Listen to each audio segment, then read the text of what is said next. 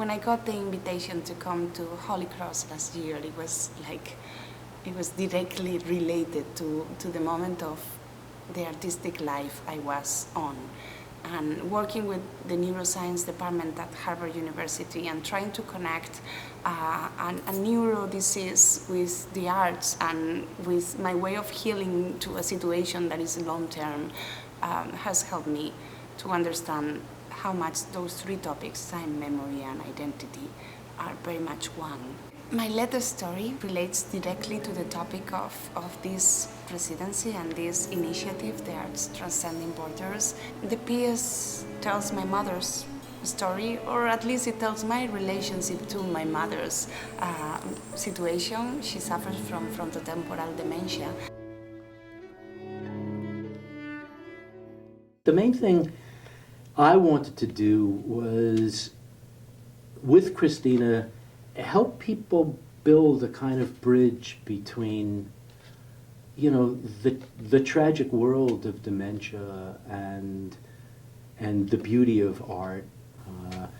And so that event, I think, was a really unusual synthesis of art and ideas and sort of human sentiment. Working with Cristina was wonderful. She's enthusiastic, she's creative, she wasn't afraid to do almost anything I asked. So she came into my Montserrat class and played her bagpipes in the chapel. So we had a really interesting class where we looked at the sound spectrum that her bagpipe produced in this gorgeous chapel. So it's much more dynamic lecture, much more interesting. It's something the students remember as opposed to me pointing at slides in class or drawing a graph on the board. One of my students actually got to play the bagpipe, which of course was incredibly memorable for her, and she still talks about that as favorite class of the year and that kind of stuff. How often do you get to play the bagpipe with a world-class performer in your chapel? A great example of the kind of potential ATB has was Cristina's role for the Camino project. The Camino project has to do with making the trek, so to speak, to Santiago de Compostela in Spain. I thought the Camino project integrated the theater department well with the chorus, and as well there was some video projection on the ceiling, so there's a lot of interesting kind of integration of the arts, and it was great for students to see that. And it was a very dynamic performance. It really was extraordinary in what it brought together. It brought together musicians, it brought together people from the community, the Holy Cross community and beyond the Holy Cross community.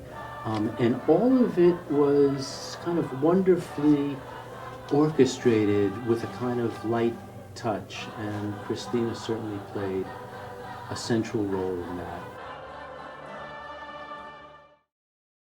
I was very impressed with Cristina Pato.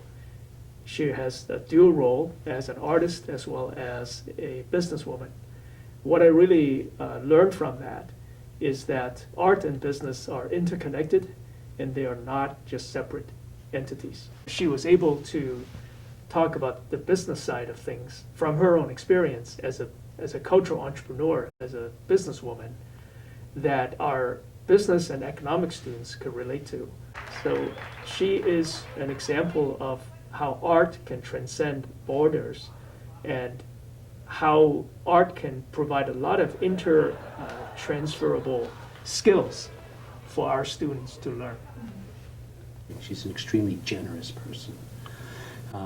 And I think that generosity played itself out also in how she related to people once she got here. A classic example is what she did during the first day of the academic conference, and there all of a sudden she was winding her way through the crowd, Galician bagpipe in hand, and making contact with people along the way. So it wasn't just this solitary venture.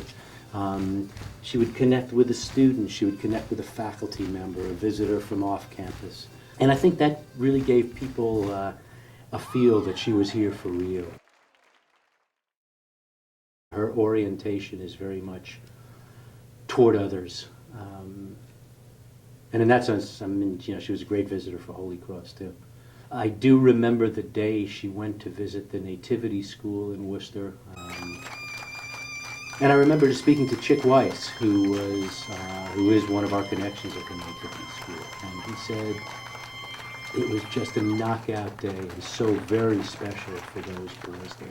Having the arts to actually convert or share or explore the ways of helping others through your story is the main reason I am really, really excited to be at the College of Holy Cross in this Arts Transcending Authors Initiative.